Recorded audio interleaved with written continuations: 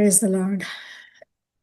ఎంత గొప్ప వాక్యము. అంటే దేవుడు మనకి అనేకమైన పాత్రలు, అనేక మంది గురించి మనము మన వాక్యంలో అంటే పరిశుద్ధాత్మ గ్రంథంలో అనేక విషయాలు మనం తెలుసుకుంటా ఉంటాం. ఎప్పుడైనా సరే ఒక గురించి మనము చదువుకునేటప్పుడు, ధ్యానించుకునేటప్పుడు మనము ముఖ్యంగా తెలుసుకోవాల్సినయి ఏంటి అంటే వాళ్ళలో ఉన్న లక్షణాలు. అంటే దేవుని దృష్టిలో, మన దృష్టిలో గాదు. మనము వాళ్ళ గురించి ఏమనుకుంటున్నామని కాదు కానీ, దేవుని దృష్టిలో ఈ యొక్క పాత్రలు ఆయన ఆయన వారి గురించి ఏమనుకుంటున్నారు? యెహోవా వారి గురించి ఎలాంటి సాక్ష్యం ఇస్తున్నారు? వాళ్ళని వారి యొక్క ప్రవర్తన బట్టి అయ్యుండొచ్చు, వాళ్ళ యొక్క కార్యాల ద్వారా అయ్యుండొచ్చు. కానీ దేవుడు వాళ్ళ గురించి ఏమని సాక్ష్యం చెప్తున్నారు? అంతేగాకుండా మరి ఆ విధంగా వాళ్ళు ఉండటానికి, ఆయన కృప పొందటానికి వారి యొక్క జీవితంలో ఉన్న గుణగణాలేంటి? అంతేగాకుండా ఆ యొక్క గుణగణాలు దేవుడు చూసినప్పుడు ఆయన సాక్ష్యం ఇవ్వటమే కాకుండా వారి యొక్క ఆహ్, ప్రవర్తన బట్టి, వారి యొక్క జీవన విధానం బట్టి దేవుడు ఏ విధంగా వారిని ఆశీర్వదిస్తారు. మనము గ్రహించగలిగితే ప్రతి ఒక్కళ్ళు ఎవరి గురించి చదువుకున్నా పర్వాలేదు. కానీ ఈ విషయాలు మనము చదవగలిగితే ముందేంటంటే మనలో ఉన్న గుణగణాలు దేవుడు ఏం చూస్తున్నారు? అది చేయటానికి మన యొక్క క్యారెక్టరిస్టిక్స్ ఏంటి? అంతేకాకుండా దేవుడు వాటిని చూసి ఏ విధంగా తన పాత్రలుగా వాడుకుంటూ ఆయన ఇచ్చిన ఆశీర్వాదాలు ఎట్లా ఉంటున్నాయి? ఈ 3 అంశాలు గురించి చదువుకునేటప్పుడు నాకు అనిపించింది. మనం అంతకుముందు గూడా నోవా మొదలుపెట్టినప్పుడు మనం ఇప్పటికి 3, 4 వాక్యాలయినాయి దాని గురించి. మనం ఒక్కసారి వెనక్కి వెళ్ళి మనం ఎంత దూరం ఎళ్ళక్కడ మన 6 అధ్యాయంలోకెళ్తేనే మనకి మొదటిగా ఆహ్, మనము ఆదికాండము 6 అధ్యాయం 8 వచనంలో ఆయన యెహోవా యందు కృప పొందెను అని నేర్చుకున్నాం మనం. కృప గురించి దేవుని యొక్క కృప. Favour, God's favour. దానికి కారణాలేంటన్నది మనం దాని తర్వాత 9వ వచనంలో చూస్తే ఎందుకంటే ఆయన నోవహు అంట నీతిపరుడు, నిందారహితుడు, దేవునితో నడిచినవాడు. ఆయన యొక్క గుణగణాలు. దేవునితో నడవడం అంటే ఏంటో గూడా మనకి మదనే ఎంతో విపులంగా మనకి బోధించారు. అంతేకాకుండా తనుకి ఇచ్చిన బాధ్యత అంటే తన యొక్క గుణాలే గాకుండా ఒక దేవుడు ఒక బాధ్యత ఇచ్చినప్పుడు దాని యొక్క నెరవేర్పు ఎట్లా ఉంది అన్నది మనము అదే 6వ అధ్యాయం 22వ వచనంకెళ్ళేటప్పటికి అక్కడ ఏమంటదంటే దేవుడు అతనికి కా కార ఆజ్ఞాపించిన ప్రకారము యావత్తును చేసెను. యావత్తు. He did everything that God has commanded. అందుకే అనిపిస్తది. No wonder he is so favoured గదా! నోవాహు ఎందుకు వై వాస్ హి ఫేవర్డ్? ఆయన కృప ఏ విధంగా పొందుకున్నాడు అన్నది మనం నేర్చుకున్నాం. అయితే 7వ అధ్యాయంలోకి వచ్చేటప్పటికి మళ్ళీ హి ఈస్ టాకింగ్ అగైన్ అదే నాకనిపించింది. మనము ఆయన నీతి గురించి మనము ఆహ్, తొ 9వ వచనం 6వ అధ్యాయం 9వ వచనంలో కూడా ఒకసారి చెప్తారు. అయితే ఇక్కడ ఉన్న విశేషం ఏంటంటే ఏడో అధ్యాయంలోకొచ్చి మొదటి వచనం చూసినప్పుడు ఆయనేం చెప్తున్నాడంటే, నీ యొక్క ఆయన నీతిమంతుడంటది ఎక్కడ? ఆయన యొక్క ఆహ్, ఆ యొక్క తరము గురించి మాట్లాడుతున్నాడాయన. ఆయన యొక్క నోవాహు కుటుంబం గురించి మాట్లాడట్లేదు. లేకుంటే నోవాహు సంఘం గురించి మాట్లాడట్లేదు. నోవాహు ఉన్న ప్రదేశం గురించి మాట్లాడట్లేదు. కానీ ఒక తరము గురించి మాట్లాడుతున్నాడు. పూర్తి తరం గురించి. Whole generation he is talking about. ఆ యొక్క జనరేషన్ మొత్తంలో ఈయన ఒక నీతిమంతుడుగా ఎంచబడ్డాడంట దేవుని దృష్టిలో. ఎంత గొప్ప సాక్ష్యం గదా! నాకిట్లాంటివి చదువుకున్నప్పుడు నాకు ఫస్ట్ అనిపిస్తది. What is God thinking about me? మనమందరం గూడా ప్రశ్నించుకోవాలి. నోవాహు గురించి చెప్పారు. ఎందుకంటే ఈ తరమంతట్లో గూడా నువ్వు నీతిమంతుడు కనుక తర్వాత చూద్దాం ఆయన తర్వాత ఏమి చేశారో. కానీ నీతిమంతుడుగా ఉన్న తరము మొత్తం గురించి అంటే మనము కొన్నిసార్లు మన సొంత పిల్లలకి తల్లిదండ్రులైతే సొంత పిల్లలకి లేకుంటే మన పని విషయంలో చూస్తే మన మిగిలిన మన కొలీగ్స్ దగ్గర గానీ, మన చర్చెస్‌లో చూస్తే మన సంఘస్థుల దగ్గర కానీ, కనీసం వాళ్ళ ముందు గూడా మనము నీతిపరులుగా ఉండలేకపోతున్నాము. అంటే దేవుని దృష్టిలో, దేవుని నీతి గురించి మాట్లాడుతున్నాను నేను. I'm not talking about our self righteousness. చాలా సార్లు మన హృదయంలో మనం ఏమనుకున్నాం అంటే, నేను చాలా నీతిమంతుల్ని, నేను చాలా ఈ పని చేస్తున్నాను, ఆ పని చేస్తున్నాను, నేను చాలా I'm not talking about thought. నేను మాట్లాడేది ఏంటిదంటే, దేవుని దృష్టిలో, దేవుని నీతి గురించి, దేవుడు మన కార్యాలు ఎందుకంటే, మన దేవుడు ఎప్పుడైనా పైన కార్యాలు చూడరు గదా! ఆయన మన హృదయాంతరంగములలో మన యొక్క హృదయము వాంఛలు ఎట్లా ఉన్నాయి? మనం చేసే కార్యాలు హృదయంలో నుంచి వస్తున్నాయా?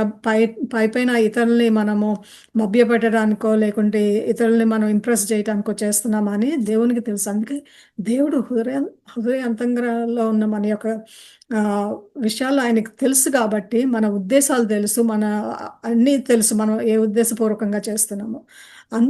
అందుకే మనం ఎప్పుడు గూడా దేవుడు మన గురించి ఏమనుకుంటున్నారు? Are we righteous in God's eyes? మనము దేవుని దృష్టిలో నీతిమంతులుగా ఉంటున్నామా? అది మొదటిగా మనము ప్రశ్నించుకోవాల్సిన విషయము. నీతిమంతులుగా అంటే మనం అనుకోవచ్చు లేకుంటే ఆయన కృప పొందారు ఎందుకంటే ఆహ్, పాపం లేనివారు అని అనుకోవచ్చు. కానీ పాపం లేకుండా ఎవ్వరూ లేరు. ఇక్కడ పాపం గురించి మాట్లాడట్లేదు గానీ, మన యొక్క స్వభావము, మన యొక్క యాటిట్యూడ్, ఆయన కార్యాలు ఆయన ఒక విషయం చెప్పినప్పుడు దానిని మనము ఎలా స్వీకరిస్తున్నాము? ఎట్లా చేస్తున్నాము? ఇప్పుడు అంత అలవిగాని ఓడ కదా చేయమన్నది దేవుడు. ఎప్పుడో రాబోవు వర్షం. ఎప్పుడో ఇన్ ఫ్యూచర్. అది ఫ్యూచర్‌లో రాబోతుంది. ఇప్పుడు గాదు. అది కూడా చూడండి 120 ఇయర్స్ 120 సంవత్సరాలు పట్టిందంట అది చేయటానికి. అంటే ఎంత విశ్వాసం ఉండాలి? ఒక కార్యము అంత అంటే ఆహ్, ఎప్పుడో జరగబోయే విషయం గురించి దేవుడు ఆయనకి ఒక బాధ్యత అప్పగించినప్పుడు ఆయన చేసిన విధానం, ఆయన విశ్వాసముతో సనగకుండా ఆయనకి అప్పగింపబడిన విషయము ఆయన చేయటము. అంటే దేవునికి లోబడటము. దేవుని మీద విశ్వాసం ఉంచి, ఆయన చెప్పిన విధంగా చేయటము. అందుకే 6 అధ్యాయం నేను 22 వచనం కూడా ఇందాక చదివింది అందుకే. ఎందుకంటే, దేవుడు అతనికి ఆజ్ఞాపించిన ప్రకారము యావత్తును చేశాను. అంటే ఆయన చెప్పినది ఏది కూడా మార్చకుండా, అంటే సొంత తెలివి ఆలోచించకుండా అన్నట్టనమాట. మనకి చాలా షార్ట్ కట్స్ చేయటం ఇష్టమో, లేకుంటే మనం ఎట్లా ఇంప్రూవైజ్ చేయాలి, ఎట్లా షార్ట్ కట్ చేయాలనుకోకుండా, దేవుడు చెప్పిన ప్రతిదీ గూడా యావత్తు గూడా చేయగలిగాడు. నో వండర్ గదా! అందుకే అనుకుంటా మనము ఆయన దృష్టిలో ఆ యొక్క తరము మొత్తంలో గూడా ఆయన నీతిమంతుడుగా ఎంచబడ్డాడంట. అదే మొదటి అధ్యాయం నీతిమంతులుగా ఉండటం ఒకటి. అంటే దేవుని ఇచ్చిన కార్యాలే ఉన్నది ఉన్నట్టుగా చేయటం. ఆయన మీద నమ్మకము ఉంచి, మరి ఎప్పుడో జరిగే విషయం అయ్యుండొచ్చు. ఇప్పుడే దానివల్ల మనకు ఫలితం ఉండకపోవచ్చు. మరి దేనికి ఫలితం ఉంటదో మనకు తెలియపోవచ్చు.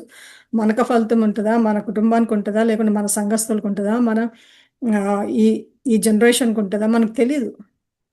మనకు తెలియాల్సిన అవసరం లేదు. కానీ ఆయన చెప్పిన విధంగా ఎలాంటి మార్పులు చేయకుండా ఆయన ఆజ్ఞాపించిన విధానంగా ఆయన ఆజ్ఞలను పాటించటము మనకి ఎంతో అవసరము. అయితే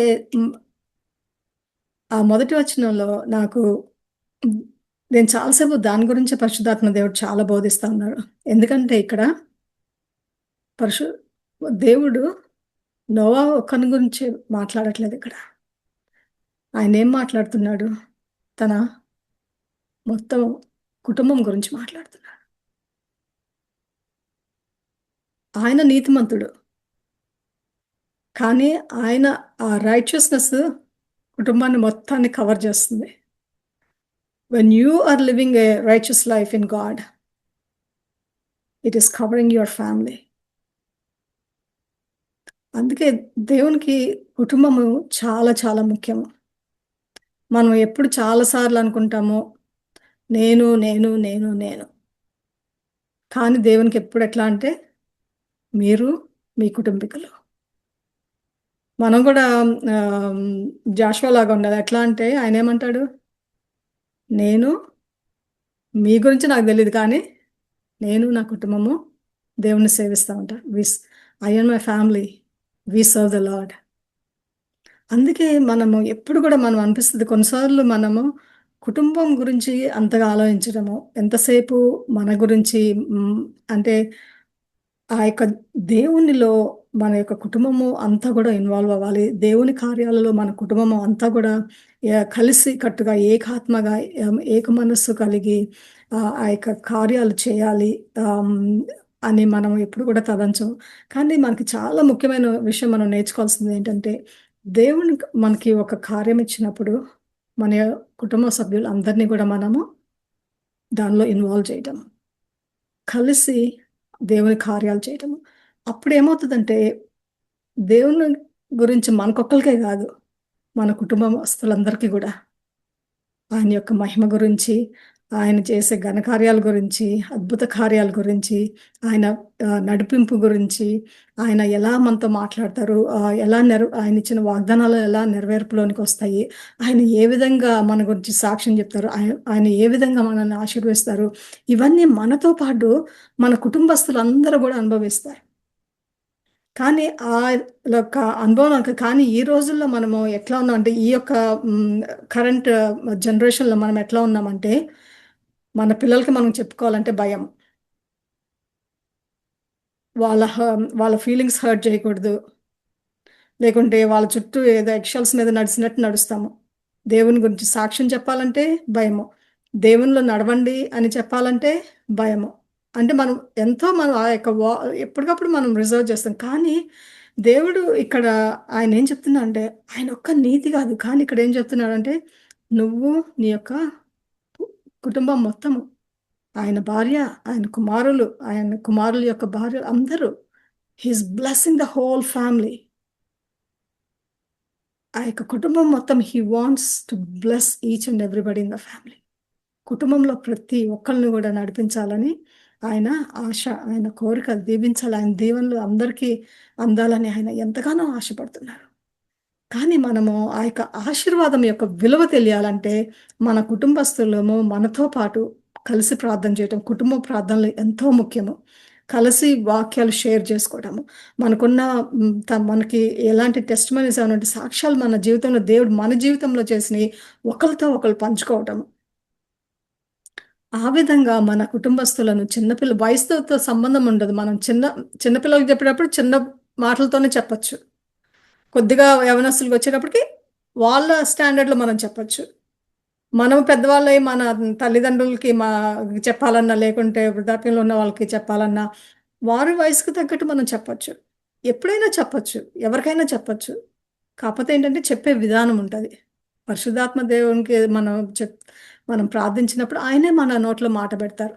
ఎవరి వయసుకి, ఎవరి హృదయాలను ఎట్లా తాకాలో, ఎట్లా మాట్లాడాలో ఆయన మనకి చెప్తారు. కానీ ఎంతో ముఖ్యమైన విషయం ఏంటిదంటే, మనము దేవుని కార్యాలు మన జీవితంలో ప్రతి ఒక్క ఆశీర్వాదము, ప్రతి ఒక్కటి గూడా దేవుని యొక్క నీతి గురించి గానీ, ఆయన దేవుని యొక్క వాగ్దానాల గురించి గానీ, దేవుడు మనకి ఏమి కార్యం చేయాలని చెప్తాడో మనకేమైనా బాధ్యత ఇచ్చినప్పుడు, ఇది నా బాధ్యత అని తెలిసినప్పుడు ఆహ్, అప్పుడు మనము వాళ్ళని కూడా ఇన్వాల్వ్ చేయటం. అయితే నాకు ఈ వాక్యము చెప్పడమే కాకుండా నాకు ఆయన నిజంగా నా జీవితంలో చాలా రీసెంట్‌గా నేను సాధారణంగా ఎప్పుడు ఏమన్నా ఔట్‌రీచ్ ప్రోగ్రామ్స్ ఏమన్నా చేయాలంటే నేను సాధారణంగా సొంతగానే చేసేసుకుంటాను. నాకేమన్నా అవసరమైతే అవి తీసుకురండి, ఇవి తీసుకురండి అని చెప్పడము, చేయటం అంతే.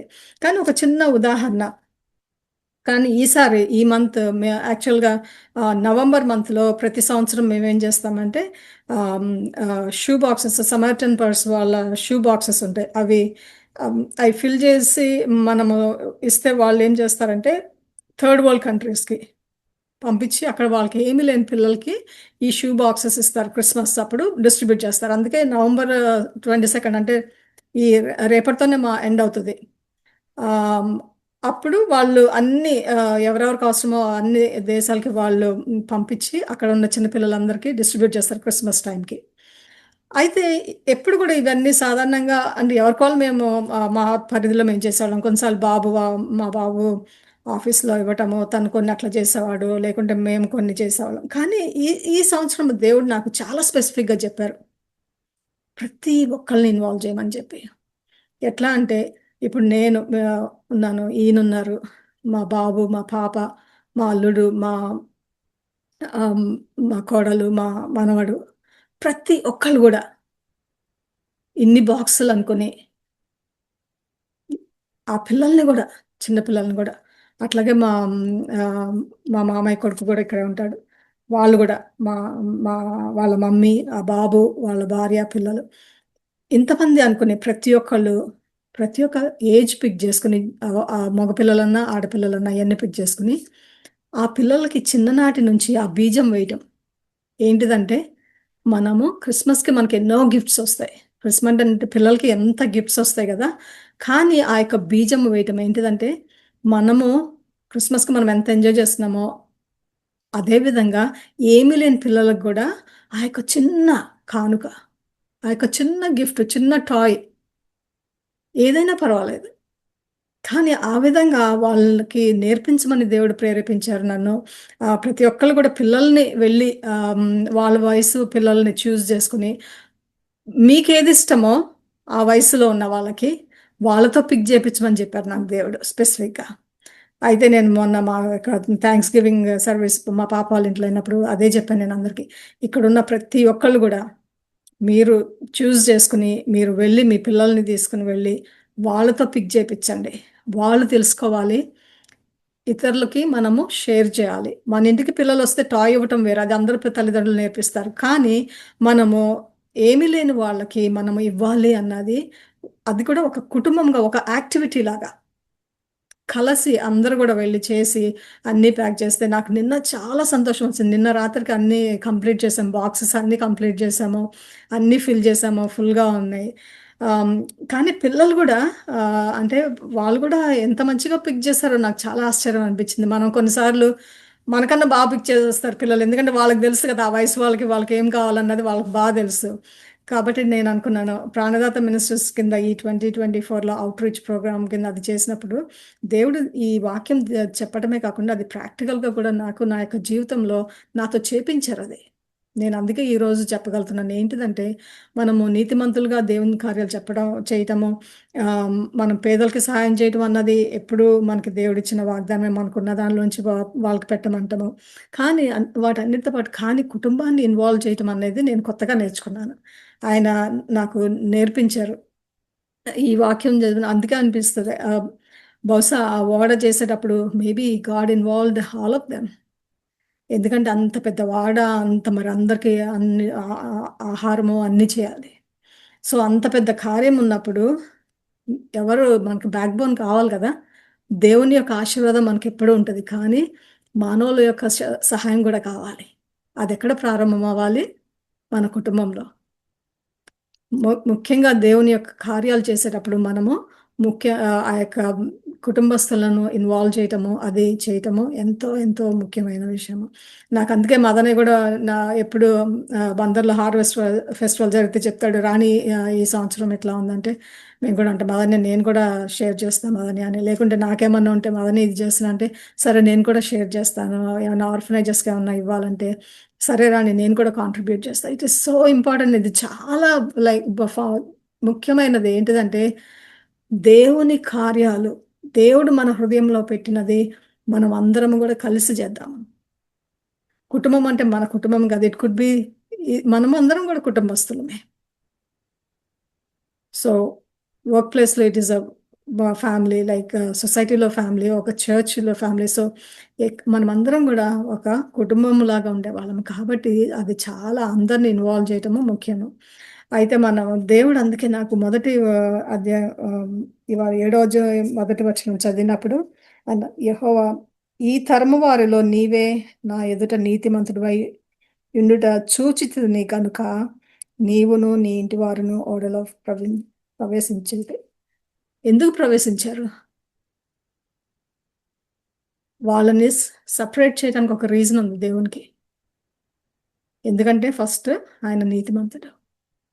అది గ్రహించాను. నువ్వు నీతిమంతుడు ఈ యొక్క మొత్తం ఈ యొక్క తరంలో నువ్వు నీతిమంతుడుగా నేను చూసాను. నేను చూసి నీకు ఈ యొక్క ఆశీర్వాదం ఇస్తున్నాను. ఏం ఆశీర్వాదము? తన తను ఒక్కడినే కాదు, తన కుటుంబాన్ని గూడా. తన కుటుంబాన్ని గూడా ఆయన ఇస్తున్నారు. ఇంకొకటి దేవుడు మాట్లాడింది ఏంటంటే, మనము ఎన్నిసార్లు చూసినా దేవుడు చూసారా ఎంత పాపముండి మొత్తాన్ని తుడిచివేయాలని దేవుడు నిర్ణయించుకున్నప్పుడు, he always looks for somebody who can be different. ఎప్పుడు నాశనం చేయాలన్నా, మొత్తం నాశనం చేయాలనుకుంటే ఆయన ఏం చేశారు? ఒక్క నీతిమంతుడిని చూసారు కదా! ఎందుకంటే ఆయన సృష్టి మొత్తము పోయినప్పటికీ అవి మళ్ళీ తిరిగి వస్తాయి కానీ, ఆ యొక్క ఫస్ట్ ఆయన తన యొక్క చేతితో చేసిన మానవుడు, తన ఊపిరి ద్వారా జీవం పొందిన మానవుడు అది కంటిన్యూ అయింది. That blessing continued. జనరేషన్ ఆ బ్లెస్సింగ్ ఇట్ ఆల్వేస్ కంటిన్యూడ్. అంత ఆ యొక్క జనరేషన్ మొత్తంలో, ఆ తరం మొత్తంలో మరి ఈయనని ఎంచుకున్నారు. ఎందుకంటే God always looks upon people. దేవుని యొక్క దృష్టి ఎప్పుడు కూడా మానవుల్లో ఎవరు నీతిమంతులున్నారు, ఎవరికి నేను నా యొక్క కృప చూపగలను, ఎవరిని నేను నా యొక్క మంచి పాత్రలుగా వాడుకోలను, దేవుని యొక్క రాజ్యము ముందుకు సాగటానికి నేను ఎవరిని చేసుకోగలను. ఇవన్నీ గూడా దేవుడిని చూస్తా ఉంటారు. కాబట్టి మనం చేసే ప్రతి కార్యం గూడా దేవునికి ఇష్టంగా ఉందా? ఆయనకి మహిమకరంగా ఉందా? ఆయన సేవలో వాడబడటానికి నన్ను నేను తర్బీదు చేసుకుంటున్నానా? వాక్యానుసారంగా జీవిస్తున్నానా? ప్రార్థనాపూర్వకంగా చేస్తున్నానా ప్రతి ఒక్క కార్యము? నా సొంతగా కాకుండా దేవుని నుంచి వచ్చే పలుకు, ఆయన ఇచ్చే స్పెసిఫిక్ డైరెక్షన్‌లో నేను వెళ్తున్నానా? ఇవన్నీ గూడా మనము చాలా కాన్షియస్‌గా చేయాలి. అంటే ఎప్పటికప్పుడు పరిశుద్ధాత్మ స్వరము మనము వింటూ, దాన్ని చూసుకుంటూ మనము ముందుకు నడవాలి. అయితే దీనికి నేను చెప్పా గదా! నీతిమంతులుగా ఉన్నప్పుడు మనకి ఇచ్చిన ఆశీర్వాదం మొదటి ఆశీర్వాదం ఏంటిది మనకిచ్చింది? తన యొక్క కుటుంబము మొత్తాన్ని గూడా అంతా నాశనం అయిపోయినప్పుడు గూడా ఆయన తన కుటుంబముతో నోవాహు తన యొక్క కుటుంబము మొత్తము గూడా ఆ యొక్క ఓడలోనికి వెళ్ళ ప్రవేశించడానికి దేవుడు వాళ్ళని అనుమతించారు. దేవుడు తలుచుకుంటే మళ్ళీ మానవులను జేయొచ్చు ఒక మాటతో. మళ్ళీ ప్రారంభించొచ్చు. కానీ వి ఆర్ ఆల్‌వేస్ స్పెషల్. దేవుని దృష్టిలో మానవుడు అంటే ఆయనకెంతో అపురూపం. ఎందుకంటే ఆయన చేతులతో చేసుకున్నారు గదా! ఆయన రూపంలో చేసుకున్నారు గదా! ఆయన ఊపిరి ఇచ్చి మనం బతికించుకున్నారు గదా! అందుకే he is never going to let down. మనం ఎంత పాపంలో ఉన్నా మనల్ని క్షమిస్తా ఉంటారు. మళ్ళీ మనల్ని గద్దిస్తూ ఉంటారు. He is a sovereign God. కాబట్టి మనకి ఈ లోకంలో జరిగేవి జరుగుతా ఉంటాయి. But still he holds on to his people. తన తన బిడ్డలు, తన కుమారులు, కుమార్తెలు ఎప్పుడు గూడా ఆయన ఎప్పుడు గూడా వదిలి ఉండరు. అందుకే ఆయన ఎవరు నీతిమంతులుంటారని ఆయన ఎంచుకొని మరి ఆ యొక్క జనరేషన్‌లో నోవాహును ఆయన ఎంచుకున్నారు. ఎంచుకొని ఆయన నీతిమంతుడుగా, దేవుని దృష్టిలో నీతిమంతుడుగా ఉండటానికి మొదటి ఆశీర్వాదం ఏంటిదంటే, తనని, తన కుటుంబాన్ని మొత్తాన్ని గూడా అనుమతించారు. ఆ యొక్క ఓడలోకెక్కటానికి, ఆ యొక్క వర్షము నుంచి వారిని కాపాడటానికి. ఆ యొక్క నాశనం అయిపోతున్న ఆ యొక్క సిట్యుయేషన్ నుంచి వాళ్ళని బయటికి తీసుకొనొచ్చి, వాళ్ళని ప్రత్యేకపరిచి వాళ్ళతో ఓడ కట్టించటము, వాళ్ళకి కావాల్సినవి అన్నీ కూడా సమకూర్చటము అన్నీ చేశారు. అయితే అన్నీ ఇవ్వటము, వాళ్ళ కుటుంబాన్ని ఆహ్, భద్రపరచటం ఒకటైతే, రెండవది మనము ఆహ్, 9వ వచనంలో చూస్తే నాకు ఎంతో ఆశ్చర్యమొచ్చింది. ఏంటిదంటే ఆయనేం జెప్తారంటే, నోవాహు దగ్గరకొచ్చినియంట అన్నీ. నోవాహు నొద్దకు చేరెను. ఈ యొక్క జంతువులు గానీ, ఈ యొక్క ఆహ్, పక్షులు గానీ, పాకేవి ఇవన్నీ గూడా వెళ్ళి ఏమి బలవంతంగా వీళ్ళేమి లాక్కురాలేదు. నోవాహు వాళ్ళ కుటుంబస్తులు వెళ్ళి ఒక్కొక్కడిని పట్టుకొని లాక్కొనొచ్చి కట్టి అవేం జేయలేదు. నోవాహు చేసిందేంటిదంటే ఓడ మొత్తం కట్టారు. దానికి కావాల్సినవన్నీ ఆయన ఆహారం అంతా సిద్ధపాటు చేయమంటే దానికి కావాల్సినవన్నీ వాళ్ళు చేశారు. కానీ అది కూడా ఎంత అద్భుత కార్యం గదా! మనం అనుకుంటాం మానవులకి సాధ్యమా? నిజంగా నేను పరిశుద్ధాత్మ చెప్తున్నాడు. ఇది మానవులకి సాధ్యమయ్యే కార్యం గాదు. కానీ మానవుల్ని ఎంచుకున్నాను నా యొక్క కార్యం చేయడానికి. అందుకే చాలా సార్లు మనం అనుకుంటాము ఎంత పెద్ద పని చేశాను, ఎంత గ్రేట్ అనుకుంటాం కదా మనము. కానీ మనం మర్చిపోతా ఉండేది ఏంటిదంటే, ఆ యొక్క గొప్ప కార్యము మన వల్ల అయిన కార్యం కాదు. దేవుని వల్ల ఆయన కార్యము. ఆయన మన ద్వారా చేయించుకున్న కార్యము. ఎందుకంటే మానవులంటే అంత ఇష్టం ఆయనకి. వాళ్ళని అన్నిట్లో ఇన్వాల్వ్ చేయాలి. వాళ్ళ ద్వారా చేయించుకోవాలి. ఆయన ఆయన ద్వారా ఒక మాట పలికితే అవని కార్యాలు కాదివి. ఓడ ఒక్క రోజులో, ఒక క్షణంలో చేయొచ్చు. అంత సృష్టి మొత్తము 6 దినాల్లో చేసిన దేవుడు, ఒక ఓడ చేయటానికి ఎందుకు ఒక మానవుల్ని ఎంచుకుని 20 సంవత్సరాలు పట్టింది కదా చేయటానికి. ఎందుకంటే మన యొక్క స్వభావాలు బయటపడతాయి. మనము ఆయనకు లోబడుతున్నామా లేదా తెలుస్తది. లోబడే హృదయం అనుగ్రహిస్తది. ఆయన మీద ఆధారపడే హృదయం వస్తది. మనలో ఎన్నో మారుతా ఉంటాయి. ఆ యొక్క ఒక దేవుని కార్యం ఒకటి చేసినప్పుడు మనలో ఎంతో మార్పుంటది. ఎందుకంటే మనము దేవుని కార్యాలు చూడగలుగుతాం కాబట్టి. అంతేకాదు ఆయన హస్తం చూడగలుగుతది. అసాధ్యమైనది ఎట్లా సాధ్యమైందా అని సాక్ష్యాలు చెప్పుకోవడానికుంటది. ఇది నా తరము గాదు. నేనంత పెద్ద ఓడ చేయటం నా తరం. అంత చెక్క ఎక్కడి నుంచొస్తది? అంత తార ఎక్కడి నుంచొస్తది? ఎట్లా చేయగలుగుతాను? కొలతలన్నీ ఎక్కడి నుంచొస్తాయి? ఎట్లా చేయగలుగుతాను? ఎట్లా భద్రపరచుకోగలుగుతాను? అంత ఆహారము అంతమందికి మనం ఒక కుటుంబానికి ఒక వారం రోజులకి మనం ఎటన్నా ఎళ్తున్నామంటే ప్యాక్ చేసుకోవడానికి మనకు చాలా కష్టము. మనం అనుకుంటే ఏం ప్యాక్ చేసుకుంటాంలే అక్కడ ఏమైనా కొనుక్కొని తినొచ్చులే అనుకుంటాం గదా! ప్రయాణంలో గూడా ఈ మధ్య అంతకుముందయితే కనీసం వెళ్ళేటప్పుడు మా మా చిన్నప్పుడు బాగా అలవాటు. చపాతీలో, పులిహోరో లైక్ మమ్మీ వాళ్ళు చేసి ప్రయాణం దూర ప్రయాణాలప్పుడు. ఇప్పుడు మనకెట్లా అంటే అది అంత గూడా మనకి ఓపిక లేదు. ఏముందిలే ఒక శాండ్‌విచ్ కొనుక్కోవచ్చు, లేకుంటే ఏదో ఒకటి జేసుకోవచ్చులే అని. కానీ మరి దేవుడు అంత బ జంతువులకి, పక్షులకి, కుటుంబస్తులకి అందరికీ గూడా అంత కాలము వర్షం ఎప్పుడు ఆగిపోతదో తెలీదు. 40 దినాలు వస్తది. కానీ ఆ నీళ్ళన్నీ ఎప్పటికి పోతాయో తెలీదు. ఎప్పుడు తిరిగి నేల మీదకొస్తారో తెలీదు. అంటే వాళ్ళకి ఎన్ని రోజులు పడతదో కూడా తెలీదు. నోవాహు ఆ సమయంలో. అయినప్పటికీ దేవుడిచ్చిన జ్ఞానం వల్ల వాళ్ళెట్లా వెళ్లారో అట్లనే తిరిగొచ్చారు. ఆ ఓడలోకి ఎట్లా ఎళ్లారో అట్లాగే తిరిగొచ్చారు. కానీ అన్నిటికన్నా అద్భుతమైన కార్యం ఏంటంటే వీళ్ళు చేయగా చేయి వీళ్ళతో చేయాల్సినయి అంటే మానవులతో చేయించాల్సిన పనులు మానవుల ద్వారా చేపిస్తే కొన్ని పనులు ఆయన చేస్తారు. సూపర్ న్యాచురల్‌గా. ఎట్లా అంటే జంతువులు మన దగ్గరకొస్తాయండి? ఒక ఆడ, ఒక మగ కనిపెట్టుకొని మన దగ్గరకొస్తాయి. రమ్మంటే మాములు మన ఇంట్లో ఒక 2 కుక్కలుంటేనే సరిగ్గా ఉండవు వాటి మధ్య.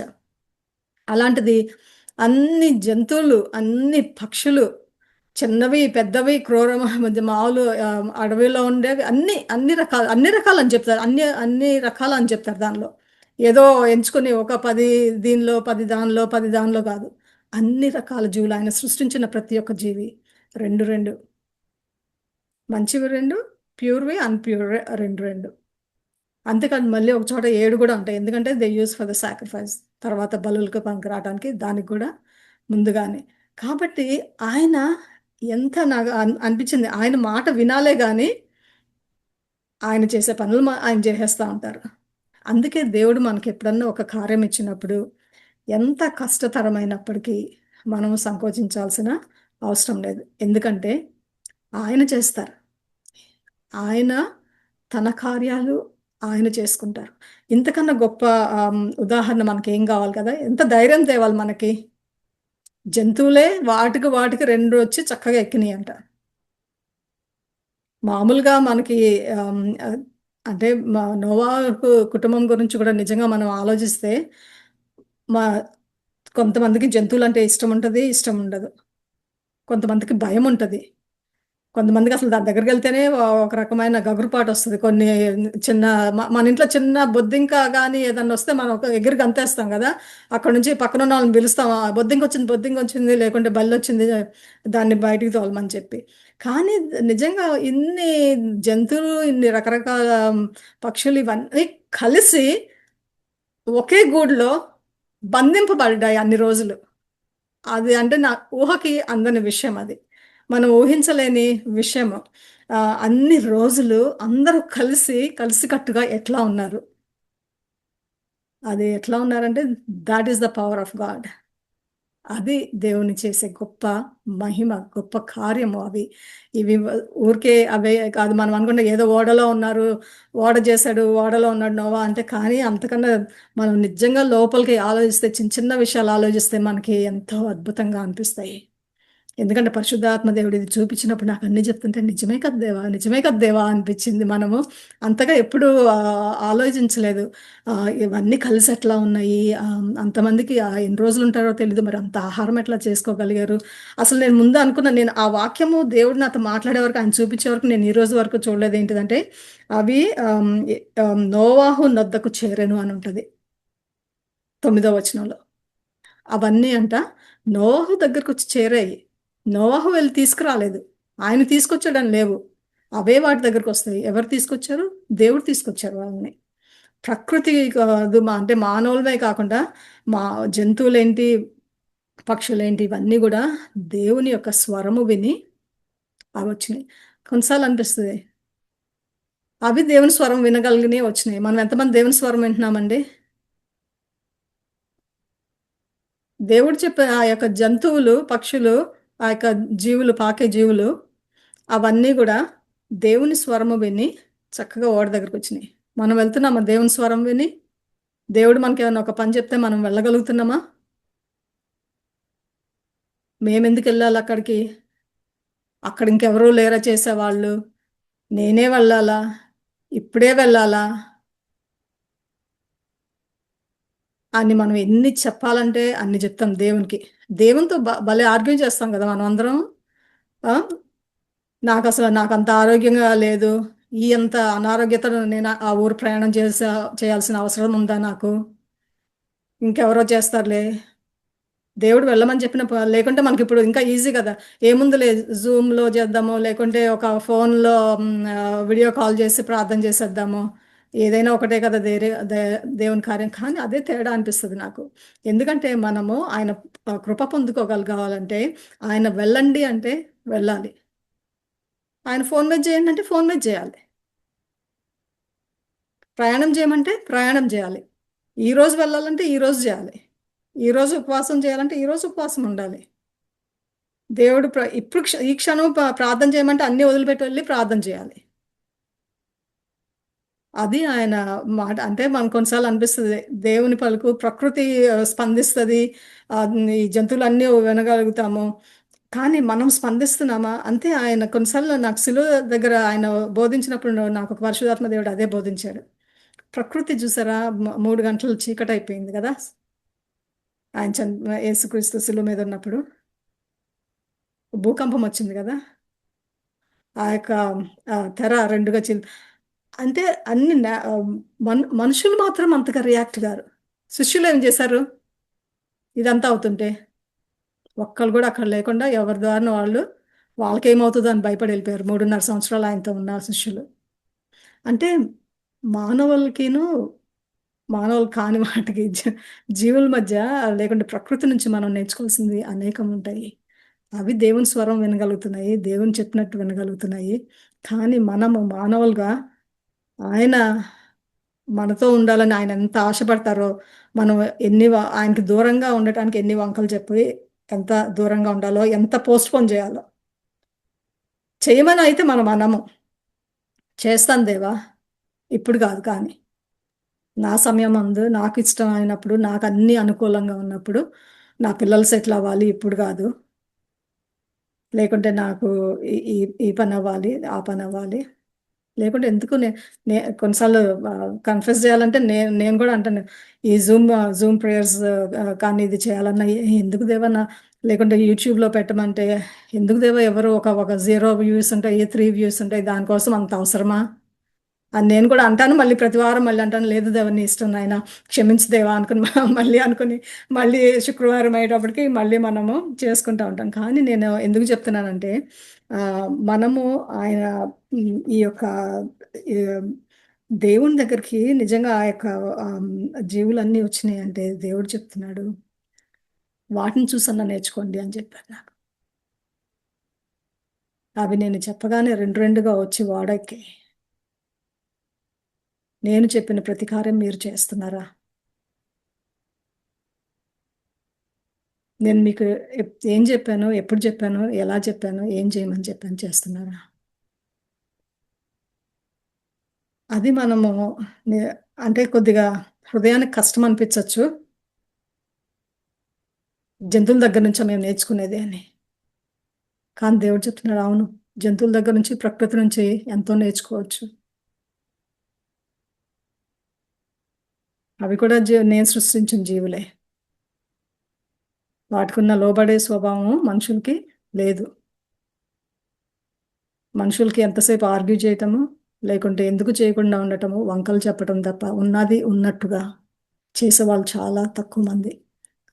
అనేక మంది ఉంటే అసలు నాశనం అవ్వాల్సిన అవసరం లేదు. అక్కడి వరకు రావాల్సిన అవసరం లేదు. మొత్తము ఆయన తుడిచివేయాల్సిన అవసరం ఆయనకు లేనే లేదు. కానీ మన కార్యాల వల్లనే. అందుకే ఆయన మనకి బోధిస్తున్నారు ఏంటిదంటే, నిజమే నేను చెప్పగానే అవి వచ్చినాయి. నేను సూపర్ న్యాచురల్‌గా తీసుకొచ్చాను. కానీ దాని నుంచి మీరేం నేర్చుకుంటున్నారు? వాటి వల్లే మీకు లోబడే స్వభావం ఉన్నదా? లేదా? అని ప్రశ్నించుకోమంటున్నారు. ఇంకొక మూడవటి ఒకటి చెప్పి ముగింపులోనికొద్దాం మనము. అయితే 23వ వచనంలో ఒకటి మీకు అండర్‌లైన్ చేసుకునే అలవాటుంటే నిజంగా అండర్‌లైన్ చేసుకోవాల్సింది ఏంటిదంటే 23వ వచనంలో నోవాహు ఆయనతో కూడా ఆ ఓడలోనున్నవన్నీయు మాత్రము మిగిలియుండెను. మాత్రము. దేవుడు ఎంచుకున్న వాళ్ళు మాత్రమే. దేవునికి ఇష్టంగా ఉన్నవాళ్ళు. అంటే దేవుని ఆజ్ఞలను పాటించే వాళ్ళు మాత్రమే. మనము ఆ యొక్క మాత్రమే అన్న గుంపులో ఉన్నామా? మన చుట్టూ ఎంతో పాపము. ఆ యొక్క పాపాన్ని మొత్తము దేవుడు తీసివేస్తున్నాడు. అయినా సరే ఆయనేమంటున్నారు 23వ వచనంలో, ఆ ఓడలో ఉన్నవి మాత్రమే మిగిలియుండెను. ఎందుకంటే ఆయన నీతిమంతులుగా ఉన్న వాళ్ళని ఎప్పుడు కూడా భద్రపరుస్తారు. ఆయన కాపుదల, భద్రత ఎప్పటికీ మన మీద ఉంటది. దేవుని ఆజ్ఞలు పాటించే ప్రతి ఒక్క బిడ్డ మీద గూడా ఉంటది. కానీ మనము ఆ యొక్క ఆశీర్వాదము పొందాలంటే మనం చేయాల్సినవి ఎన్నో ఉన్నాయి. ఉదాహరణకు మనము ఈ యొక్క వాక్యము ముందు ప్రారంభించినప్పుడు మనం చూసాం గదా! నోవాహు గురించి మనం నేర్చుకోవాల్సినయి ఆయన అదే నీతిపరుడు, నిందారహితుడు, దేవునితో నడిచినవాడు. అంతేకాకుండా ఆయనకు ఆజ్ఞాపించిన ప్రతి ఒక్కటి కూడా యావత్తును చేశాను. ఇవన్నీ కూడా మనం ఉన్నప్పుడు మనకి దేవుని ఆశీర్వాదము ఉంటుంది. కాబట్టి మనం అందరము బాగా గుర్తుంచుకోవాల్సింది ఏంటంటే మనము దేవుని కార్యం చేసేటప్పుడు ఎన్నడూ కూడా మనము మన కుటుంబస్తులను సపరేట్ చేయొద్దు.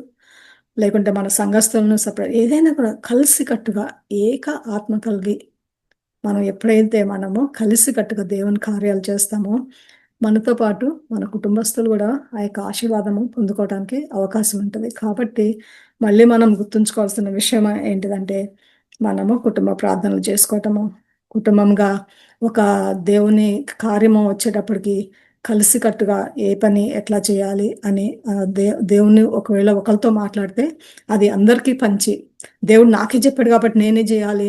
నేనే ఏదో మనకేదో అక్కడ ఆహ్, పాయింట్స్ ఉంటాయి చూడండి. నాకు ఎక్కువ పాయింట్లు రావాలి.